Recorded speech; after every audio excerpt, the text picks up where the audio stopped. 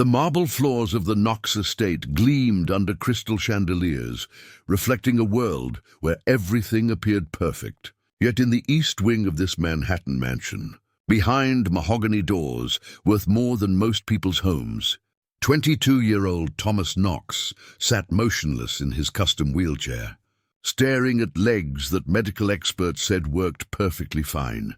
The irony wasn't lost on anyone who knew the family's history. Harrison Knoxx had built his pharmaceutical empire on mobility solutions, prosthetics, rehabilitation equipment, breakthrough treatments that helped millions walk again. His company's motto, emblazoned on buildings across 3 continents, read, "Moving life forward." Yet his own son hadn't taken a single step in 8 months. Before we jump back in, tell us where you're tuning in from, and if this story touches you, make sure you're subscribed, because tomorrow I've saved something extra special for you. The Knoxx family name carried weight that could move mountains, literally and figuratively. Harrison Knoxx's pharmaceutical conglomerate, Apex BioSolutions, held patents on 17 of the most revolutionary mobility treatments developed in the past decade. From their headquarters in downtown Manhattan to research facilities in California, Texas, and North Carolina, the company employed over 40,000 people and generated annual revenues exceeding $12 billion. Thomas had grown up understanding that legacy meant everything. Private tutors had prepared him for Harvard Business School, where he'd graduated summa cum laude at 20. His thesis on biotechnology integration had been published in 3 major journals. By 21, he'd already been groomed to eventually take over operations of the company's research division, specializing in neurological rehabilitation technologies. The accident had happened on a Tuesday morning in February. Thomas had been testing a prototype exoskeleton designed for paraplegics at the company's New Jersey testing facility. The device, which cost more to develop than some countries' entire healthcare budgets, had malfunctioned during a routine demonstration. A hydraulic failure had sent Thomas crashing into a reinforced wall at 12 miles per hour. Every scan, every test, every consultation with the world's leading neurologists revealed the same bewildering truth. Thomas Knoxx was physically unharmed. His spine showed no damage. His legs retained full sensation and motor function. His reflexes tested normal. His muscles remained strong and responsive. Yet when medical professionals asked him to stand, to take even one step, Thomas would look at them with hollow eyes and simply say, "I can't." The Knoxx mansion had been transformed into a medical fortress. Harrison had flown in specialists from Switzerland, Germany, and Japan. Dr. Margaret Chen, the nation's leading expert in psychological trauma and mobility disorders, had spent 3 months working with Thomas. Physical therapists visited daily. A team of the country's most expensive psychiatrists had tried every approach, from cognitive behavioral therapy to experimental neurological treatments. Elizabeth Knoxx, Thomas's mother, had dedicated her life to charity work before the accident. Now she spent her days researching alternative treatments, flying to conferences in distant cities, consulting with faith healers, acupuncturists, and anyone who claimed they could help her son walk again. She'd converted the mansion's sunroom into a meditation space filled with crystals, healing stones, and aromatherapy equipment that cost more than most people's annual salaries. Thomas's younger sister, Caroline, a 19-year-old pre-med student at Columbia, had temporarily withdrawn from her studies to be closer to home. She'd always looked up to her older brother, who had seemed invincible before the accident. Now she watched him navigate the mansion's halls in his wheelchair, a ghost of the confident young man who had once run marathons for charity and climbed mountains during summer breaks. The mansion itself had been extensively modified to accommodate Thomas's condition. Elevators had been installed connecting all 3 floors. Ramps replaced stairs throughout the building. The indoor swimming pool had been equipped with specialized lifts and therapeutic equipment. Harrison had hired a full-time medical staff, including 2 nurses, a physical therapist, and a nutritionist who prepared meals designed to maintain Thomas's muscle mass and overall health. Friends from Harvard had tried to visit during the first few months, but Thomas refused to see them. His former girlfriend, Madison, a fellow business student who'd planned to move to New York after graduation, had attempted to maintain their relationship long distance. But Thomas had eventually stopped taking her calls, claiming he didn't want to burden her with his situation. The financial implications were staggering, even for a family worth over $3 billion. The medical consultations, treatments, and facility modifications had cost over $2 million. But money wasn't the issue. Harrison Knoxx could afford anything that might help his son. The problem was that nothing seemed to work. Business operations at Apex BioSolutions had begun to suffer. Harrison, who had always been hands-on with major decisions, now spent most of his time researching his son's condition or sitting with Thomas during therapy sessions. Board meetings were postponed. Product launches were delayed. Competitors began gaining ground in markets where Apex had previously dominated. The medical staff had established detailed routines designed to maintain Thomas's physical health while addressing his psychological state. Every morning at 7, a nurse would help him with basic care routines he'd once managed independently. At 8, breakfast would be served in his room, always perfectly prepared, nutritionally balanced and utterly ignored by Thomas, who ate only enough to avoid concerning his doctors. Physical therapy sessions occurred 3 times daily in the mansion's converted gymnasium. State-of-the-art equipment surrounded the space: parallel bars, standing frames, electrical stimulation devices, and computerized gait training systems. Thomas would participate mechanically, allowing therapists to move his legs through range-of-motion exercises, but never attempting to bear weight or take steps voluntarily. Dr. Chen had documented Thomas's case extensively, noting that his condition didn't fit any established psychological or neurological categories. He demonstrated full cognitive function, engaged in conversations about complex topics, and showed no signs of depression or other mental health disorders typically associated with mobility refusal. Yet something fundamental had changed in his relationship with his own body. The mansion's staff had been carefully selected and extensively trained to work with Thomas's specific needs. Security personnel were actually trained medical assistants who could provide emergency care if needed. The housekeeping team had been reduced to minimize disruption to Thomas's daily routines. Even the groundskeepers had been briefed on maintaining quiet during his therapy sessions. Harrison had considered moving Thomas to specialized residential treatment facilities in California and Switzerland, but every expert consultation had concluded that the resources available at the mansion exceeded what most medical institutions could provide. The family had essentially created a private rehabilitation hospital within their own home, staffed by some of the world's leading experts in mobility disorders. Yet despite every advantage that unlimited resources could provide, Thomas remained in his wheelchair, staring out the windows of his childhood home at a world he seemed no longer willing to rejoin. The accident had lasted less than 30 seconds, but its aftermath had consumed 8 months of the family's life. With no clear path forward visible to anyone involved, the Knoxx family had always solved problems through determination, expertise, and financial resources. But Thomas's refusal to walk presented a challenge that seemed immune to all 3 approaches, leaving everyone who cared about him feeling helpless in ways they'd never experienced before. Preparing and narrating this story took us a lot of time, so if you are enjoying it, subscribe to our channel. It means a lot to us. Now back to the story. October brought unexpected changes to the Knoxx household.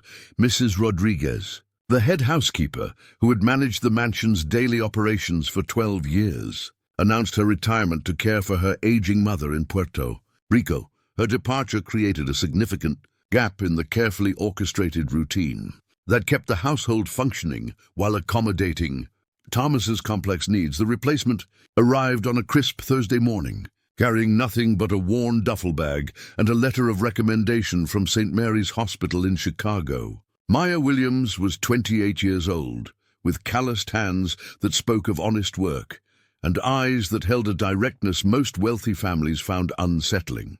Her resume was unremarkable by Knoxx standards. She'd worked as a janitor, hospital cleaner, and home care assistant for elderly patients. What caught Elizabeth's attention was a single line noting Maya's volunteer work with disabled veterans at a rehabilitation center. "I don't do pity," Maya announced during her interview with Elizabeth in the mansion's formal sitting room. "And I don't tiptoe around problems pretending they don't exist. If that's what you're looking for, you should probably hire someone else." Elizabeth, accustomed to staff members who spoke in careful, deferential tones, found herself oddly impressed by Maya's bluntness. The previous candidates had all emphasized their qualifications and experience with wealthy families. Maya simply stated that she cleaned things that were dirty and helped people who needed assistance, regardless of their bank account balance. Maya's first week passed without incident. She learned the mansion's layout, understood the medical team's schedules, and adapted to the household's rhythm without disrupting Thomas's carefully maintained routine. The nursing staff noted approvingly that she cleaned thoroughly without disturbing medical equipment or asking unnecessary questions about Thomas's condition. Harrison barely noticed. The new housekeeper, during his brief appearances, between business calls and medical consultations, Caroline acknowledged Maya with polite nods when their paths crossed in hallways. Thomas seemed completely unaware of the change, remaining focused inward as he navigated between his bedroom, the gymnasium, and the sunroom where he spent hours staring through windows at the city beyond. The shift began subtly. Maya had been assigned to clean the gymnasium during Thomas's afternoon therapy session. Most staff members avoided these times, understanding that Thomas preferred minimal audience during his passive participation in range of motion exercises. Maya worked quietly, mopping floors and wiping down equipment, while the physical therapist, Janet, guided Thomas through his usual routine.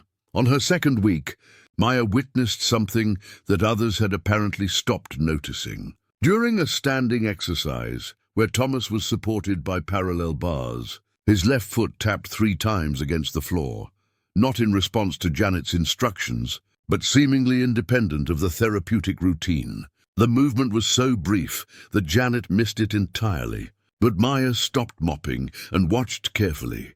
The foot tap happened again the following day, this time accompanied by a slight shift in Thomas's weight distribution. Maya said nothing to the medical staff, but she began timing her cleaning schedule to coincide with Thomas's therapy sessions. She observed him with the detached attention of someone accustomed to noticing details others overlooked. By her third week, Maya had identified a pattern. Thomas's involuntary movements occurred specifically during exercises involving weight-bearing positions. His body was responding to therapeutic stimuli in ways that suggested his nervous system remained actively engaged with movement. Even while his conscious mind rejected walking, the breakthrough moment came unexpectedly. Maya was cleaning the gymnasium after Thomas's morning session when she heard the sound of his wheelchair returning down the hallway. Thomas had apparently forgotten something and was coming back to retrieve it. Maya continued working, assuming he would collect whatever he needed and leave.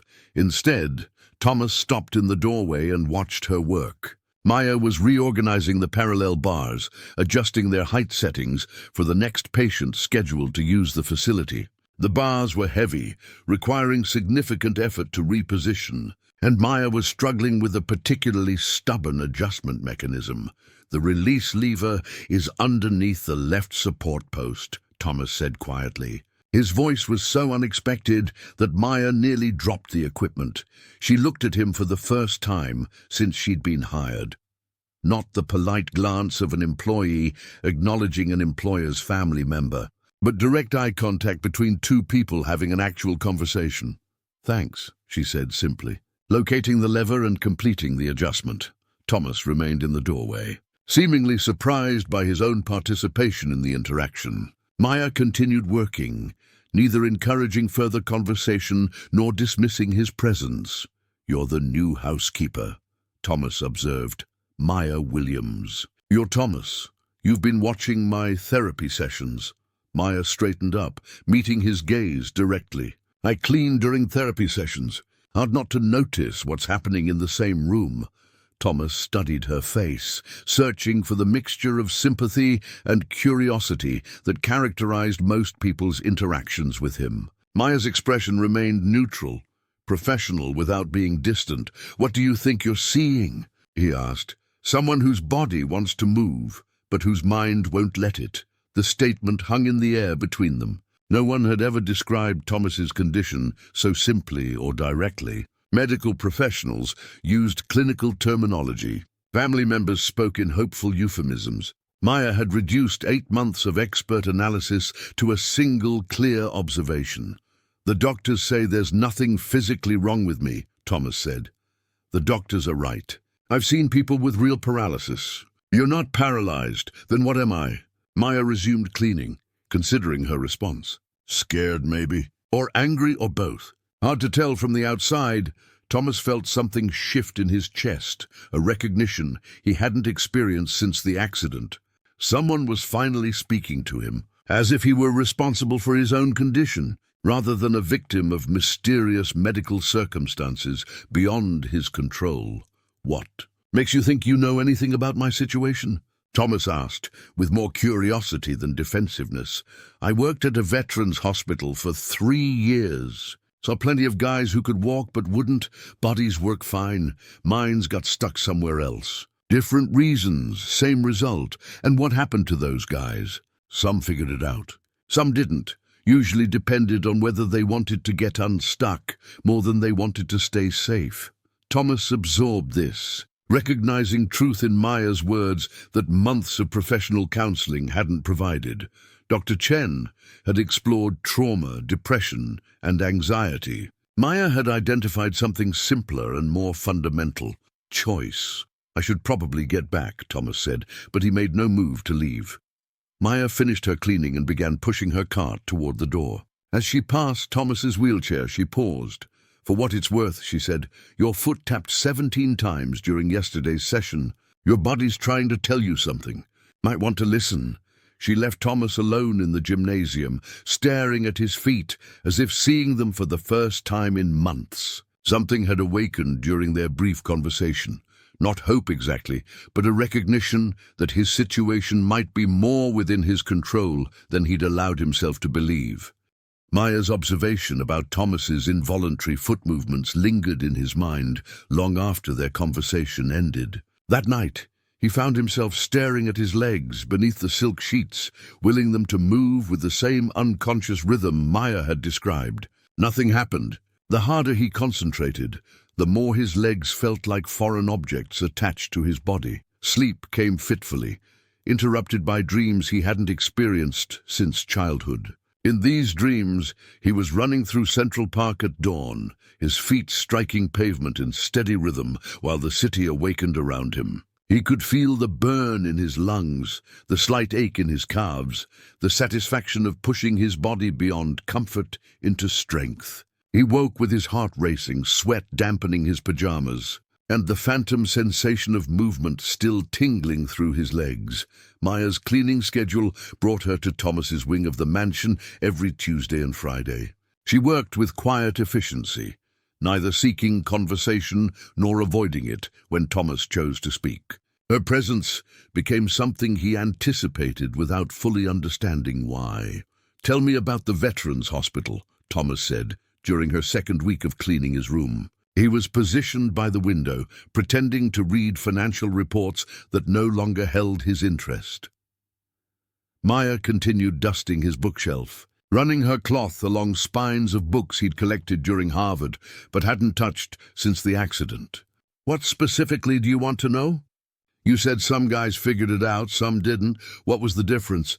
She paused, considering whether to engage in what could become a lengthy conversation. The ones who figured it out stopped asking why they couldn't walk and started asking why they didn't want to.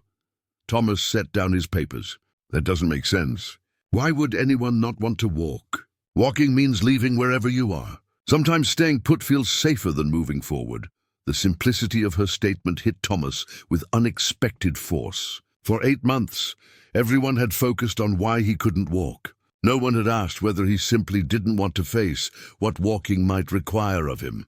What would walking mean for you? Maya asked, turning to face him directly. The question hung in the air like a challenge. Thomas felt his throat tighten as possibilities he'd buried began surfacing. Walking would mean returning to Harvard Business School expectations. It would mean facing friends who had moved forward while he'd remained frozen. It would mean confronting Madison's attempts to reconnect, acknowledging that he'd pushed her away not to protect her but to protect himself from the vulnerability of being seen as less than perfect. I don't know, he said. Finally, that might be the problem. Maya resumed her cleaning, leaving Thomas to contemplate her words. Over the following days, he began observing his own responses to different situations with new awareness. When Janet suggested increasing the intensity of his physical therapy, Thomas felt a familiar tightening in his chest that he now recognized as resistance rather than inability. When Caroline mentioned friends asking about him, his first impulse was to change the subject. When Harrison discussed business developments at Apex BioSolutions, Thomas found reasons to excuse himself from conversations. The pattern became clear.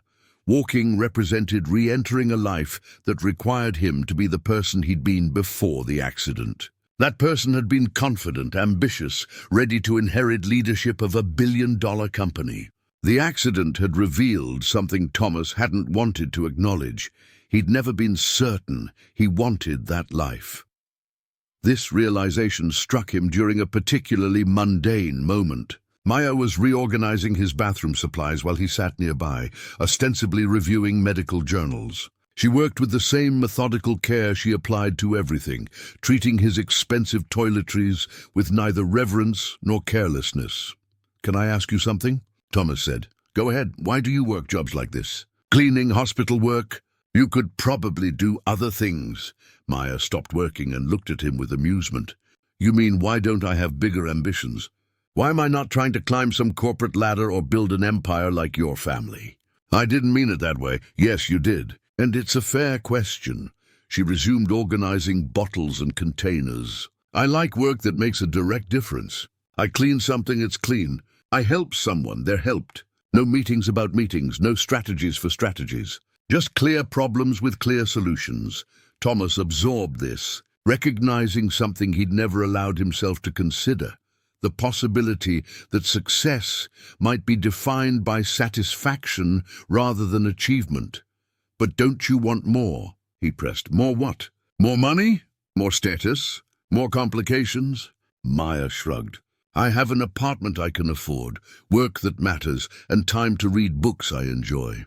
"What more would improve that?" The conversation awakened something in Thomas that had been dormant since childhood, curiosity about different ways of living. His entire life had been structured around ascending predetermined levels of success. The idea that someone might consciously choose simplicity over advancement seemed revolutionary.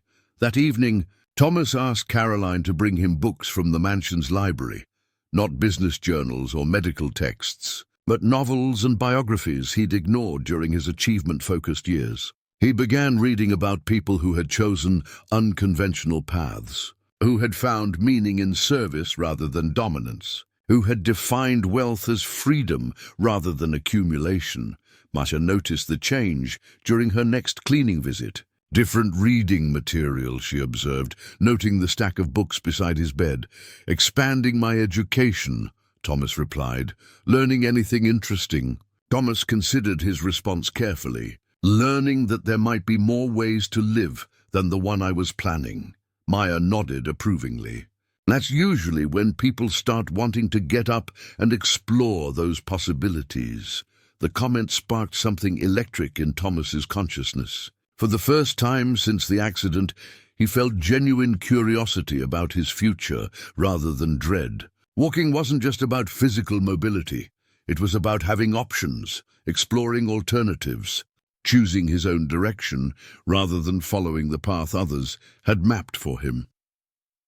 Over the next week, Thomas found himself studying Maya's approach to life with growing fascination. She moved through the mansion with purposeful efficiency, but without hurry. She spoke to Harrison and Elizabeth with respectful directness, neither intimidated by their wealth nor impressed by their status. She treated Thomas exactly as she would treat anyone else, offering neither special consideration for his condition nor judgment for his situation. "How did you know?" Thomas asked during one of their conversations. "About the foot tapping, I mean.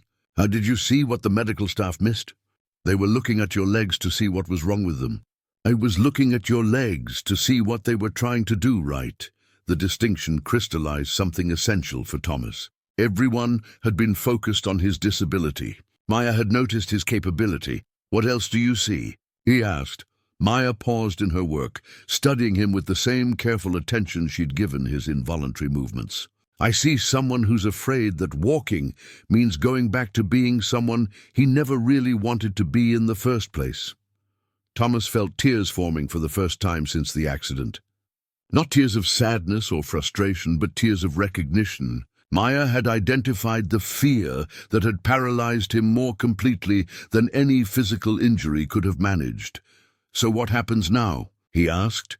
"Now you decide whether you want to walk towards something new instead of back towards something old."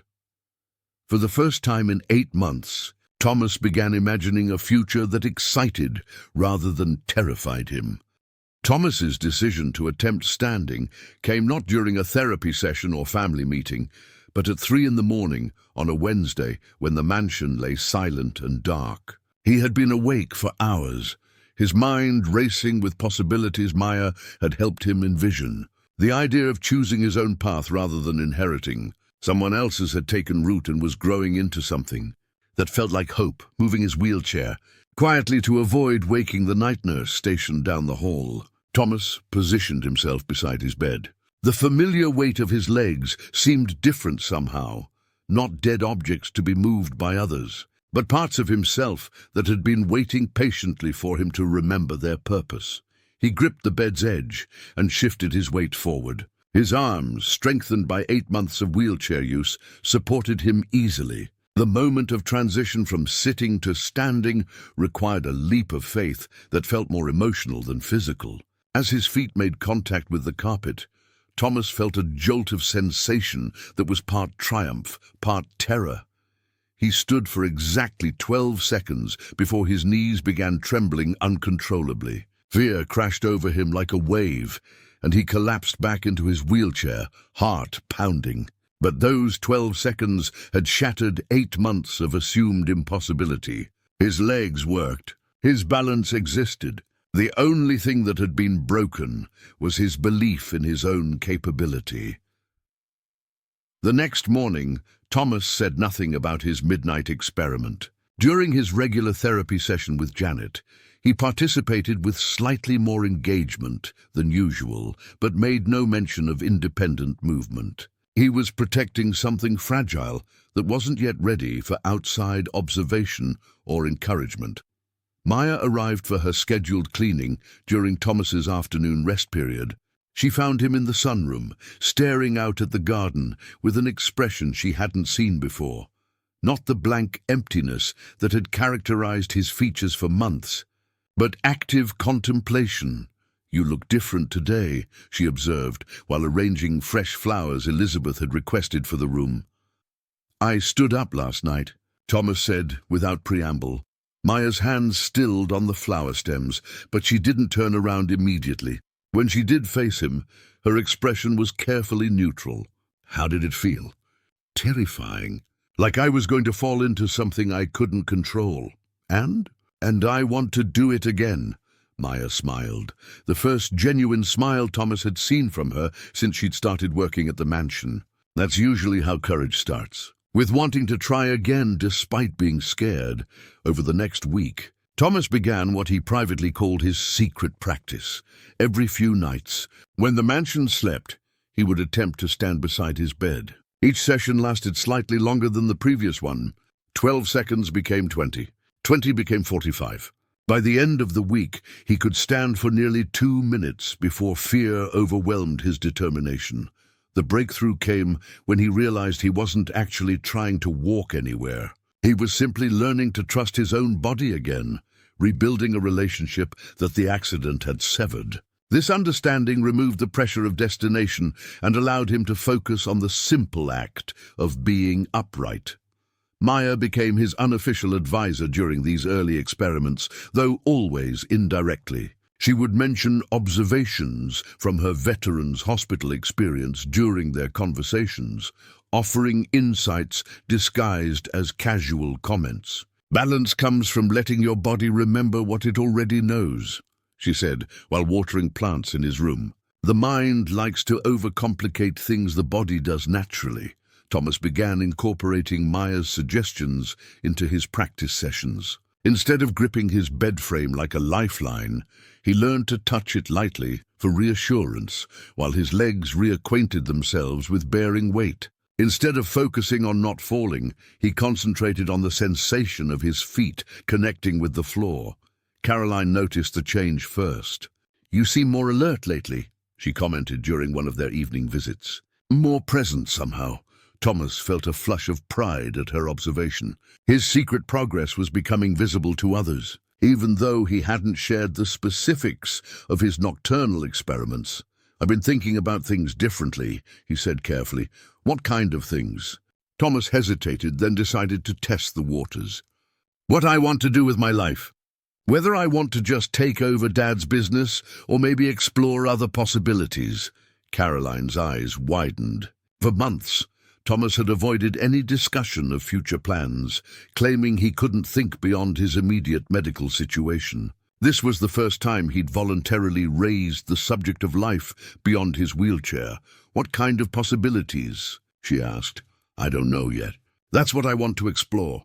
Their conversation continued past midnight, covering topics they hadn't discussed since before the accident. Caroline shared her own uncertainties about medical school, her questions about whether she was pursuing medicine because she loved it or because it met their parents' expectations. Thomas found himself offering perspective and support, remembering what it felt like to be useful to someone else. Meanwhile, his physical progress accelerated. Standing for 2 minutes became 5 minutes, then 10. He began taking single steps while holding onto furniture, moving from his bed to his desk chair without using his wheelchair. Each small achievement built confidence for the next attempt.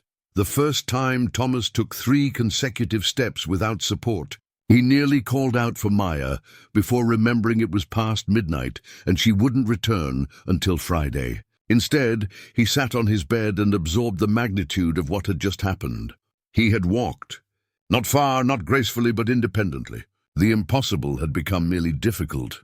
Maya's reaction when he told her was characteristically understated. 3 steps, huh? Planning to try for 4? I was thinking maybe 5. Ambitious. I'd like that. Her matter-of-fact response deflated some of Thomas's excitement, but also normalized his progress in a way that felt healthy. Maya treated his walking not as a miracle, but as a natural result of his decision to stop being afraid of his own capability. Dr. Chen noticed changes during their weekly session. Thomas was asking different questions, not "why can't I walk?" but "what do I want to do once I'm walking regularly?" The shift in focus from problem to possibility represented a fundamental change in his psychological approach to recovery. "You seem to have developed new motivation," Dr. Chen observed. "Has something changed in your environment or thinking?" Thomas considered mentioning Maya's influence, but decided his progress was too fragile to expose to clinical analysis. "I've been reading about people who made major life changes. It's got me thinking about what I really want. And what do you want? To have choices. To figure out who I am, when I'm not just Harrison Knox's son or the heir to a pharmaceutical empire." Dr. Chen made notes, clearly intrigued by this development. Thomas's psychological profile had been static for months. This sudden emergence of personal agency and future-oriented thinking represented significant progress. Harrison and Elizabeth began noticing subtle changes as well. Thomas requested specific books from the library, engaged more actively in dinner conversations, and asked thoughtful questions about their own career choices and life decisions. He was becoming curious about the world beyond his medical situation. Most importantly, Thomas was developing what Maya called walking confidence, not just physical balance, but emotional readiness to move through life under his own power. Each night's practice session was building more than leg strength. It was reconstructing his belief in his own agency and capability. Thomas's secret progress shattered spectacularly on a rainy Thursday evening in November. He had been practicing for 3 weeks, building confidence through midnight sessions that had progressed from tentative steps to short walks across his bedroom. That night, emboldened by recent success, he decided to attempt the hallway journey to the mansion's library. The hardwood floors were slippery from humidity seeping through old window seals. Thomas had taken perhaps 15 steps beyond his doorway when his left foot lost traction. The fall was swift and brutal, his body striking the marble floor with a sound that echoed through the mansion's corridors like a gunshot. Within seconds, the night nurse, 2 security guards, and Harrison himself were surrounding Thomas's crumpled form. Blood seeped from a gash on his forehead where he'd struck a decorative table during his descent. His right wrist was bent at an unnatural angle, clearly fractured from attempting to break his fall. "Don't move him," Harrison commanded, his voice tight with panic as he called emergency services. "We don't know what's damaged." The ambulance ride to Mount Sinai Hospital passed in a blur of sirens and medical terminology Thomas couldn't process through his pain and embarrassment. X-rays revealed a broken wrist and severe bruising along his rib cage, but no spinal damage. The head injury required 12 stitches, but showed no signs of concussion. Dr. Patricia Morrison, the emergency physician who treated Thomas, delivered her assessment with clinical directness. "You're lucky the injuries weren't worse. But I have to ask, what were you doing walking alone at night without assistance? Your medical records indicate mobility issues following an accident in February." Thomas stared at the hospital ceiling, unable to form words that would explain 8 months of psychological paralysis, followed by 3 weeks of secret recovery attempts. How could he tell her that he'd been walking perfectly well until fear convinced him otherwise? "He's been making progress," Harrison said carefully. "We weren't aware he'd advanced to independent mobility." The lie felt crushing to Thomas. His father was protecting him from medical scrutiny, but also reducing his breakthrough to a medical development rather than acknowledging it as Thomas's own achievement. Elizabeth arrived at the hospital in tears, having imagined the worst during her frantic drive through Manhattan traffic. "What happened? Were you trying to get something? Why didn't you call for help?" Her questions, though born of concern, highlighted the fundamental misunderstanding that surrounded Thomas's situation. His family still viewed him as someone who needed protection, rather than someone who was actively reclaiming his independence. Maya appeared in the hospital waiting room at dawn, still wearing her cleaning uniform from her overnight shift at a medical office building. She had heard about Thomas's accident from Caroline, who had called her despite having no official reason to contact household staff about family emergencies. "Can I see him?" Maya asked Elizabeth quietly. "I don't think visitors are allowed except for immediate family," Elizabeth replied, though her tone suggested she was questioning the rule rather than enforcing it. "He might want to talk to someone who understands what he's been going through," Maya said simply. Something in her voice convinced Elizabeth to bend hospital policy. Maya found Thomas in his private room, his right arm encased in a cast and his face marked by stitches and bruising. He looked younger than his 22 years, diminished by the sterile hospital environment. "Heard you took a walk," Maya said, settling into the chair beside his bed. Thomas managed a weak smile. "Didn't end well. First attempts rarely do. Question is whether you're going to let this scare you back into that wheelchair permanently." The directness of her question cut through Thomas's self-pity and forced him to confront his real fear. The fall had been painful and embarrassing, but it hadn't damaged his ability to walk. What threatened to paralyze him again was the terror of future failure, the possibility that his next attempt might result in even worse consequences. "Everyone's going to be watching me now," Thomas said. "The medical staff, my family. They'll want to monitor every step, every movement. It'll be like being in prison again, so don't let them. How can I stop them? They're terrified I'll hurt myself." Maya considered this, understanding the complex dynamics at play. Thomas's family meant well, but their protective instincts could easily transform into the same kind of well-meaning imprisonment that had characterized the past 8 months. "You tell them the truth," she said finally. "About the walking, about what you've been doing, about what you want to do next. What if they don't understand? Then you do it anyway.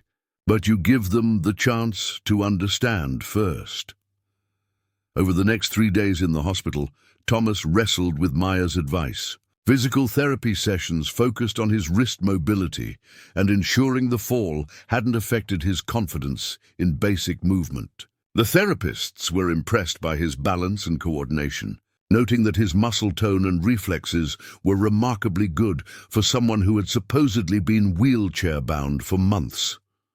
Dr. Chen visited on Friday, intrigued by reports of Thomas's nocturnal walking attempts. "This represents a significant breakthrough," she told Harrison and Elizabeth during a family conference. "Thomas has clearly been working on mobility independently, which suggests major psychological progress." "But the fall," Elizabeth protested. "What if he seriously injures himself next time?" "The greater risk is that restricting his independence now could undo months of psychological recovery," Dr. Chen replied. "Thomas needs to be allowed to take calculated risks as part of his healing process." Harrison struggled with the concept. His entire business philosophy centered on controlling variables and minimizing risks. The idea of deliberately allowing his son to put himself in potential danger contradicted every instinct he'd developed as both a father and a businessman. Thomas made his decision on Saturday morning. When his family gathered for their daily visit, he told them everything: the midnight practice sessions, the progression from standing to walking, the growing confidence that had led to his ambitious attempt to reach the library. "I wasn't trying to hide my progress to worry you," he explained. "I was protecting something fragile until it became strong enough to survive other people's expectations and fears." Caroline was the first to respond. "How long have you been able to walk?" 3 weeks, maybe 4. "It's been gradual. And you've been doing this alone? At night?" Thomas nodded, seeing hurt in his sister's eyes. "I needed to prove to myself that I could do it before anyone else got involved." Elizabeth's reaction surprised him. Instead of anger or disappointment, she seemed almost relieved. "So you can walk. You've been able to walk." "Yes." "And you want to keep walking?" "Yes, but I want to walk towards something I choose, not just back to the life everyone expects me to resume." Harrison remained quiet throughout this exchange, processing the implications of Thomas's revelation. His son hadn't just recovered physically. He had developed agency and self-determination that hadn't existed before the accident. The conversation continued for 2 hours, covering Thomas's reading, his conversations with Maya, his growing interest in exploring alternatives to the predetermined path of inheriting Apex BioSolutions. By the end, something fundamental had shifted in the family's understanding of Thomas's situation and potential. Thomas's return from the hospital marked the beginning of an entirely different chapter in the Knoxx household. The secret was out, and with it came a fundamental shift in how everyone approached his recovery. The mansion's carefully orchestrated medical routine had to be reimagined around a patient who was no longer content to be passive. Maya was waiting in the foyer when Thomas arrived home, his right arm still in a cast, but his determination visibly stronger than when he'd left. She had spent the weekend researching adaptive techniques for people recovering from mobility anxiety, drawing on her veterans' hospital experience to prepare practical suggestions for Thomas's next phase of development. "Ready to try again?" she asked as Harrison wheeled Thomas through the front entrance. "I can walk from here," Thomas said, standing carefully from the wheelchair. His family watched with barely concealed anxiety as he took slow, deliberate steps across the marble foyer. Each footfall seemed to echo with newfound purpose. Dr. Chen arrived that afternoon for an emergency consultation, having restructured her schedule to address the dramatic change in Thomas's case. She found him in the sunroom, walking laps between the windows and reading chair, his cast-encased arm held carefully against his chest. "This is remarkable progress," she told the assembled family. "Thomas has essentially completed his own exposure therapy, gradually increasing his tolerance for mobility-related anxiety through controlled practice." Harrison interrupted her assessment. "But the fall? How do we prevent future injuries while still allowing him independence?" Dr. Chen smiled. "The same way anyone learns to navigate the world safely, through practice, preparation, and accepting that some risk is inherent in living fully." Maya had prepared a comprehensive safety plan during Thomas's hospital stay. She presented it that evening as the family gathered in Harrison's study, complete with practical modifications that balanced independence with prudence. "Non-slip surfaces for high-traffic areas," she began, consulting notes she'd made on hospital stationery. "Better lighting for evening movement, grab bars installed discreetly in hallways, and most importantly, a buddy system for ambitious walking attempts until Thomas builds more consistent confidence." "A buddy system?" Elizabeth asked. "Someone available for longer walks or new destinations?" "Not supervision, partnership." Big difference. Thomas appreciated Maya's careful word choice. Partnership implied equality and mutual support, rather than the patient-caregiver dynamic that had characterized his life for 8 months. Caroline volunteered immediately. "I could walk with you in the evenings. I need more exercise anyway, and we could continue those conversations we started at the hospital." Thomas accepted gratefully, recognizing his sister's offer as both practical support and sisterly affection. Their relationship had grown stronger during his recovery, moving beyond childhood dynamics into genuine adult friendship. The breakthrough moment came unexpectedly, during what should have been a routine afternoon walk around the mansion's first floor. Thomas and Caroline were discussing his growing interest in non-profit healthcare organizations when he realized they had completed 3 full circuits of the main level without his wants. "Thinking about falling or failing, I'm walking," he said suddenly, stopping in the middle of the grand hallway. Caroline looked puzzled. "Yes, you've been walking for 20 minutes. No, I mean I'm really walking. Not thinking about walking, not concentrating on each step. Just walking while talking about other things." The distinction was crucial. For weeks, Thomas's walking had required constant mental effort and attention. This was the first time his body had moved naturally while his mind focused elsewhere. He had crossed from conscious competence into unconscious competence, the hallmark of genuine skill recovery. Maya witnessed this breakthrough during her next cleaning shift. She found Thomas in the gymnasium, not for physical therapy, but simply reading while walking slowly on the treadmill Harrison had installed months earlier. "Multitasking," she observed approvingly. "It's strange," Thomas said, not breaking his reading pace. "I spent so long thinking about walking that I forgot it's supposed to be automatic. Most people do it without thinking." "That's usually the point."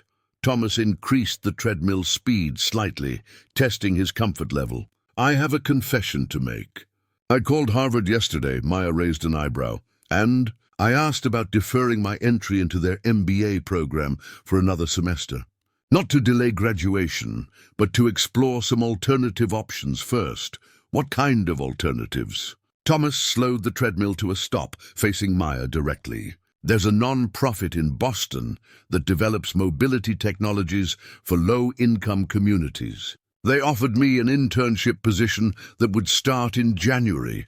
Maya's smile was immediate and genuine. That sounds like exactly the kind of forward movement you've been looking for. The conversation that followed was the longest they'd ever shared.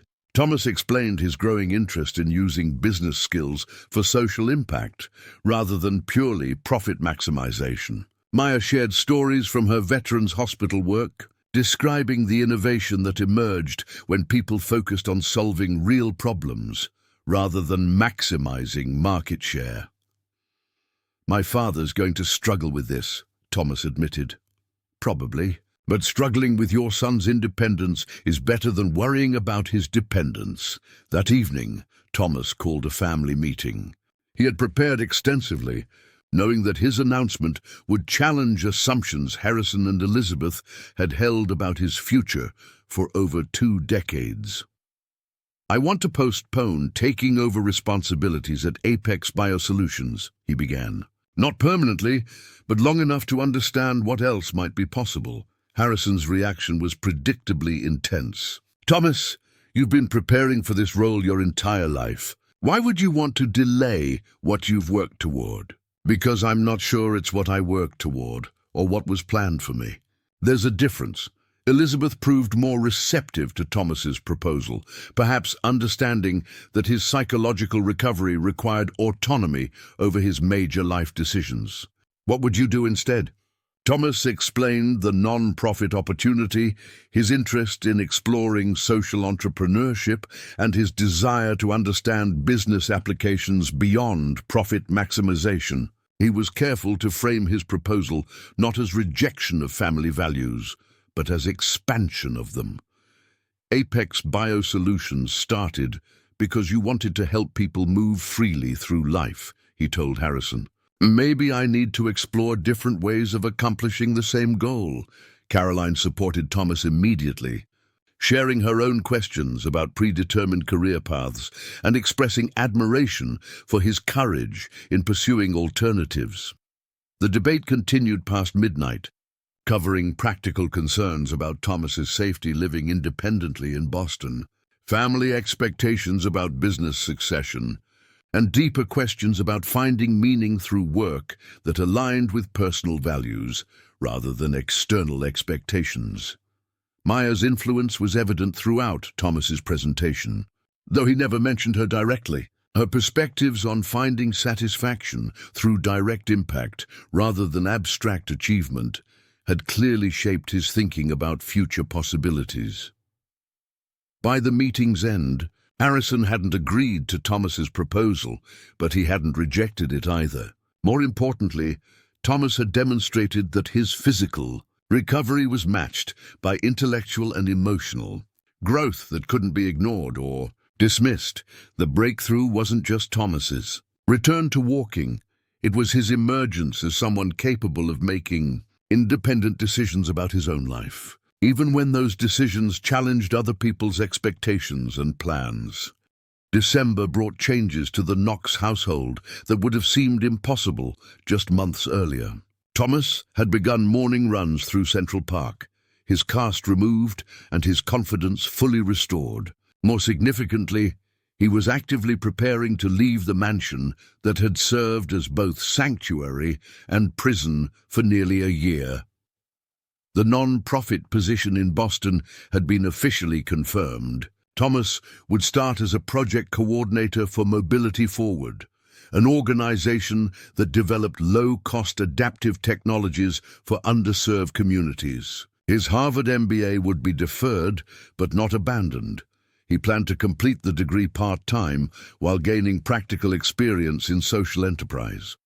Maya found him packing books in his bedroom on a snowy Tuesday morning, surrounded by boxes that represented a carefully curated selection of possessions he wanted for his new, independent life. The process was deliberate and meaningful.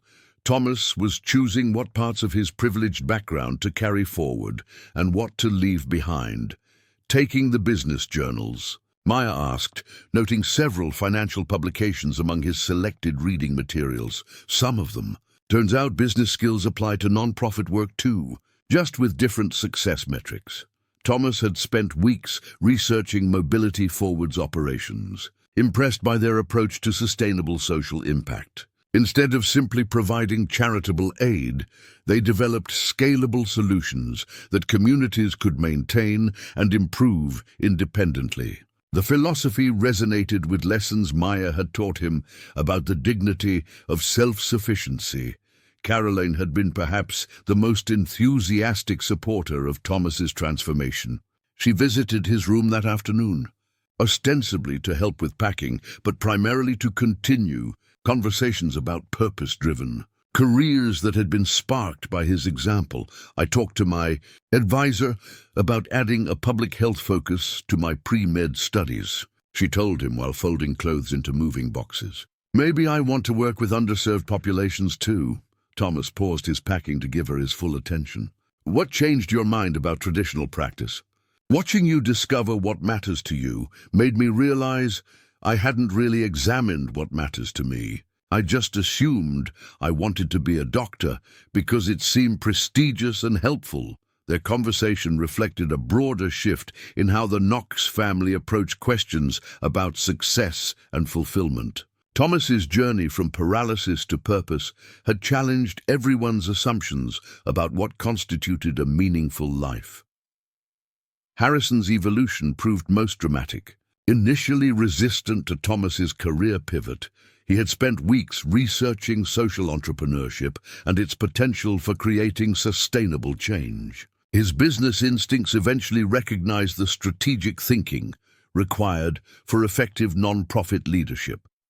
I've been reading about hybrid organizations that combine profit motives with social impact, Harrison told Thomas during one of their evening discussions in his study. Maybe there are ways to expand Apex BioSolutions' mission while maintaining financial sustainability. Thomas encouraged his father's exploration of these concepts, recognizing an opportunity to bridge their different approaches to business and social responsibility. Their relationship was transforming from mentor-student to collaborative partners exploring shared interests from complementary perspectives. Elizabeth had undergone her own transformation during Thomas's recovery. Her desperate search for medical solutions had evolved into genuine interest in alternative approaches to health and wellness. She was considering returning to graduate school to study integrative medicine, inspired by watching her son's holistic recovery from psychological and physical challenges. You've taught me that healing isn't always about fixing what's broken, she told Thomas while reviewing applications for holistic health programs. Sometimes it's about discovering what was never broken in the first place. Maya's role in the household had evolved as well. No longer just a housekeeper, she had become an informal advisor whose perspectives on authentic living influenced everyone she encountered. Harrison had offered her a position in Apex BioSolutions' community outreach division, recognizing her unique ability to identify practical solutions that actually served people's needs. I appreciate the offer, Maya had told Harrison during their conversation about her future. But I think I'm more useful staying connected to the kind of work where I can see direct results. Maybe we could collaborate on some projects instead of changing my job entirely. Her response reflected the same authenticity that had originally helped Thomas recognize the difference between genuine satisfaction and external achievement. Maya's influence on the family extended beyond Thomas's recovery to fundamental questions about how privilege and resources could be used for meaningful impact. Thomas's final week at the mansion was filled with preparation activities that demonstrated how completely his relationship with independence had transformed. He researched Boston neighborhoods, arranged his own apartment lease, and planned logistics for his move without requesting family assistance beyond emotional support. The physical therapy equipment was being donated to a local rehabilitation center.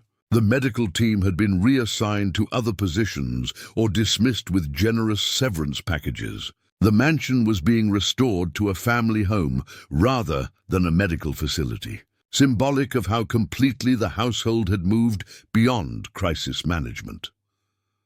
Dr. Chen conducted a final evaluation session with Thomas, documenting his remarkable recovery for potential inclusion in research about mobility-related psychological disorders. Her notes captured not just his return to walking, but his development of resilience and purpose that exceeded his pre-accident capabilities.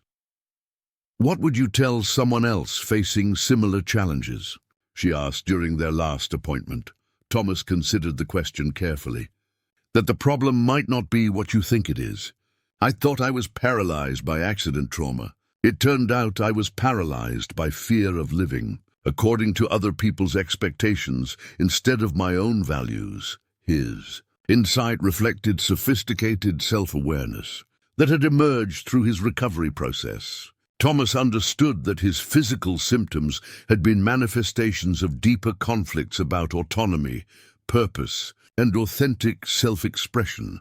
Maya's final conversation with Thomas occurred in the sunroom, where they had shared many discussions about courage and choice. She was continuing her work at the mansion, but their relationship would necessarily change once he moved to Boston.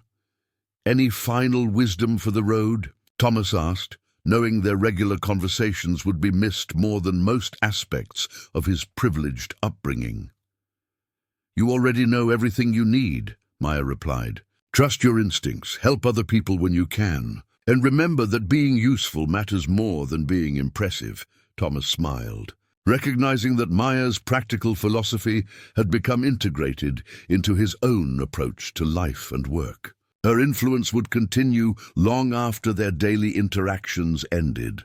The transformation was complete, not just for Thomas, but for everyone whose life had been affected by his journey. A family that had once focused primarily on wealth accumulation and status maintenance had discovered deeper sources of meaning and satisfaction. A young man who had seemed destined for a predetermined path had learned to choose his own direction. A housekeeper whose wisdom had been overlooked by most employers had been recognized as someone whose perspective could change lives. Thomas's story had evolved from tragedy to triumph, but more importantly, from dependence to independence, from fear to courage, and from living others' expectations to pursuing his own authentic purpose. 6 months later, Thomas stood in the cramped workspace of Mobility Forward's Boston headquarters, surrounded by prototypes of adaptive wheelchairs designed for users in rural Guatemala. The contrast to his former life was stark. Instead of marble floors and crystal chandeliers, he worked among salvaged materials and innovative engineering solutions that cost pennies per unit rather than thousands of dollars. His apartment in Jamaica Plain reflected similar intentionality. The small 2-bedroom space housed carefully chosen furniture, books that sparked genuine interest rather than impressive credentials, and photographs documenting his work with communities that had never appeared in society magazines. Thomas had learned to find richness in simplicity rather than complexity and excess. Maya visited Boston quarterly, combining her trips with volunteer work at veterans' hospitals in the area. During her January visit, she found Thomas teaching a workshop on sustainable design principles to MIT engineering students who were developing assistive technologies for their senior capstone projects. "Look at you, Professor," she said afterward, as they walked through Cambridge's snowy streets. "Guest lecturer, technically. But I love sharing what I've learned about identifying real needs versus assumed problems." Thomas's work at Mobility Forward had evolved beyond his original project coordinator role. His business background, combined with hard-earned understanding of the psychology of mobility challenges, made him uniquely effective at designing programs that address both practical and emotional aspects of assistive technology adoption.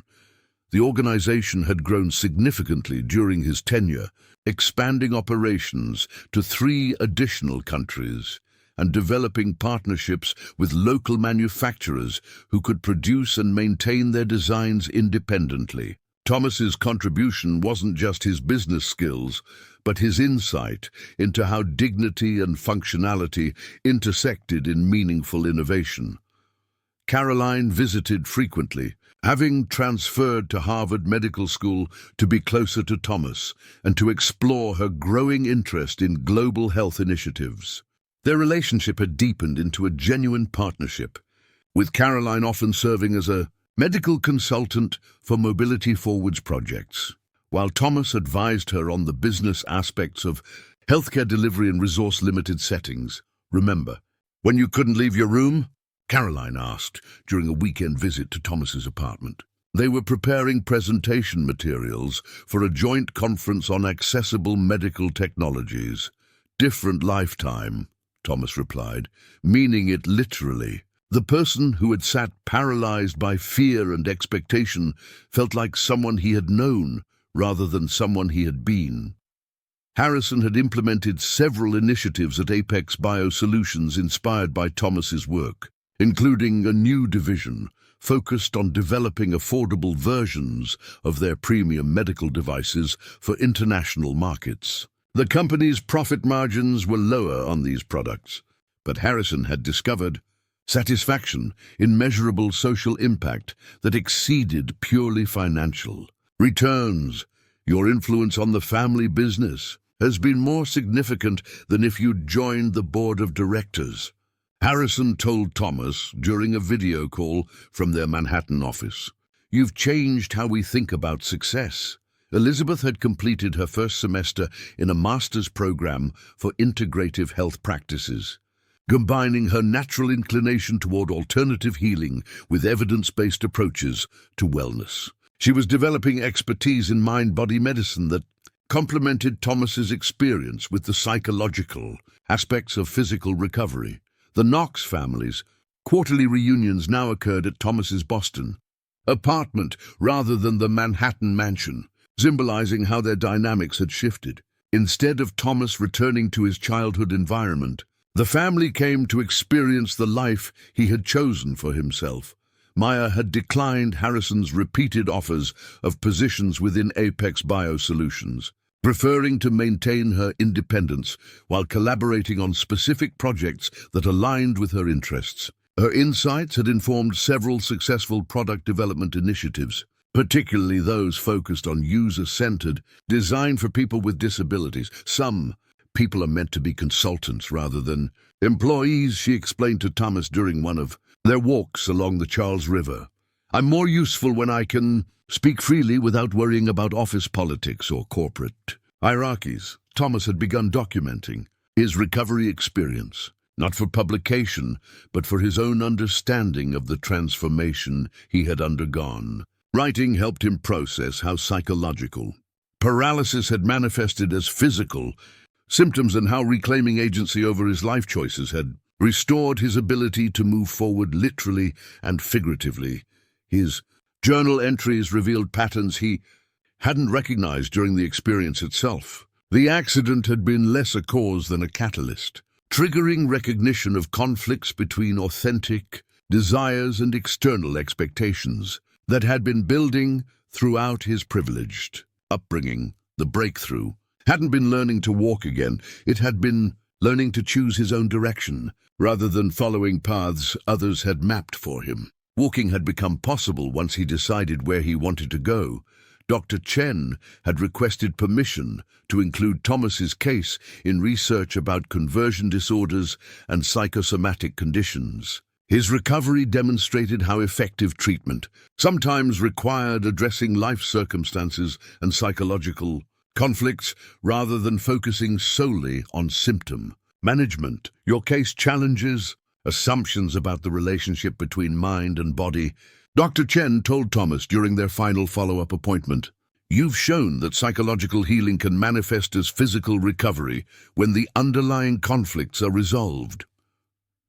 Thomas agreed to participate in her research, hoping his experience might help medical professionals recognize similar patterns in other patients whose physical symptoms reflected deeper struggles with autonomy and authentic self-expression. Spring brought new challenges and opportunities to Mobility Forward. Thomas was selected to lead an expansion project in Kenya, developing partnerships with local organizations. to manufacture and distribute adaptive technologies suited to East African environments and cultural contexts. The assignment would require him to spend 6 months abroad, managing teams across multiple countries while navigating complex political and economic realities that made his former business school case studies seem simplistic by comparison. Maya's reaction to news of Thomas's promotion was characteristically direct. "Sounds like exactly the kind of work you were meant to do." Terrifying and exciting in equal measure, Thomas admitted. That's usually a good sign. Thomas had learned to trust that combination of emotions, recognizing it as an indicator that he was moving toward growth rather than comfort. The person who had once been paralyzed by uncertainty now found energy in challenges that required him to develop new capabilities. His final weeks in Boston were spent training his replacement and completing projects that would continue operating during his absence. The work provided deep satisfaction that he had never experienced during his business school achievements or family expectations about future success. Looking back, Thomas could see how every aspect of his journey had been necessary. The accident had created space for questioning assumptions he had never examined. The months of physical immobility had forced him to confront psychological patterns that were limiting his life choices. Maya's practical wisdom had provided tools for distinguishing between authentic desires and inherited expectations. Most importantly, the experience had taught him that recovery wasn't about returning to previous conditions, but about moving forward toward previously unimaginable possibilities. He hadn't just learned to walk again. He had learned to walk toward a life that reflected his own values rather than other people's plans for his future. Standing in Logan Airport awaiting his flight to Nairobi, Thomas felt gratitude for every difficult step of his transformation. The young man who had once sat paralyzed in a Manhattan mansion was now ready to help others discover their own capacity for movement, independence, and authentic purpose. Up next, you've got 2 more standout stories right on your screen. If this one hits the mark, you won't want to pass these up. Just click and check them out. And don't forget to like, subscribe, and turn on the notification bell so you don't miss any upload from us.